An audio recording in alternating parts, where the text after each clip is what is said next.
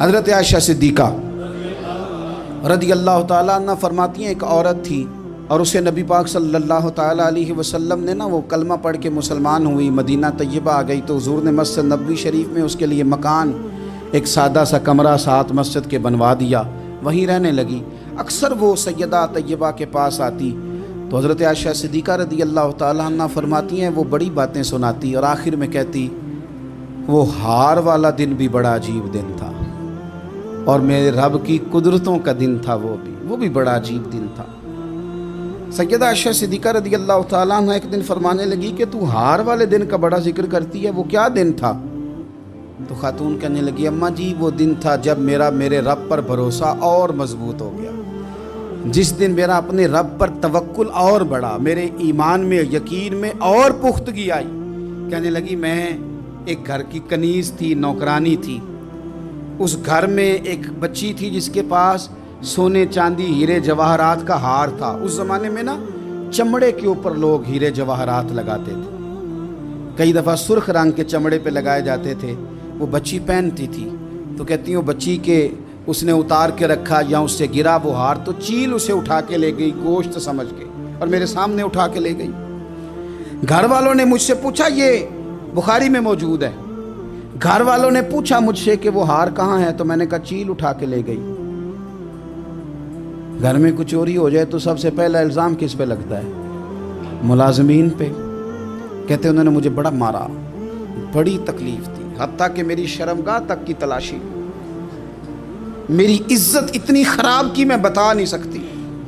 میں نے اپنی زندگی میں ایک واقعہ دیکھا، ایک امیر گھر میں چوری ہو گئی، ملازم کو اتنا مارا کہ وہ چارپائی پہ پڑ گیا، پولیس والوں سے اتنی مار پروائی گئی کہ وہ بیچارہ چارپائی پہ پڑ گیا اور پھر وہ اتنا بیمار ہوا اور کچھ دنوں کے بعد پتہ چل گیا کہ چور تو اپنا بیٹا ہے ان کا، پھر اس کا انتقال ہو گیا۔ اب وہ سیٹھ صاحب اور گھر والے آ کے مرنے والے کے کان میں معافیاں مانگ رہے ہیں، کان میں۔ تو میں نے ان سے پھر کہا تھا کہ یہ تو اب چلا گیا ہے، تمہارا زور چلتا تھا نا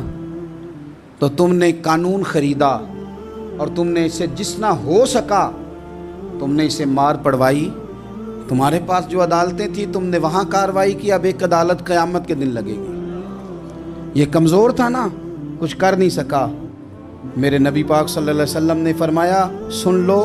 اگر سینگ والی بکری نے بغیر سینگ والی بکری کو تکلیف دی ہوگی نا تو قیامت کے دن اسے بھی بدلہ دینا پڑے گا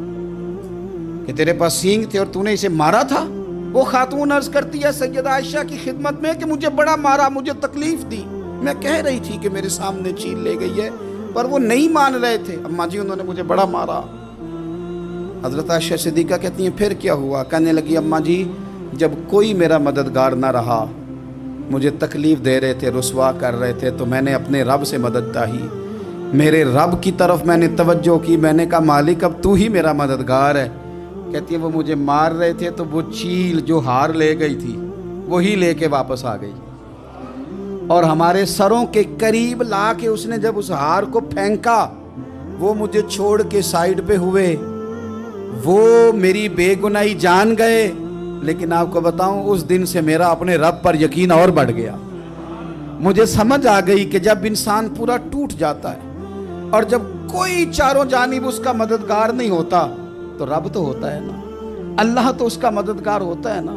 وہ تو پھر اپنے اس بندے کی مدد کرتا ہے نا، پھر وہ تو توانائی دیتا ہے نا، وہ تنہا نہیں چھوڑتا، وہ تو آنسوؤں والوں کے آنسوؤں پہ بڑا کرم فرماتا ہے، وہ تو قسم پرسی میں آ جاتا ہے، اس کی رحمت بڑھ کے استقبال کر لیتی ہے۔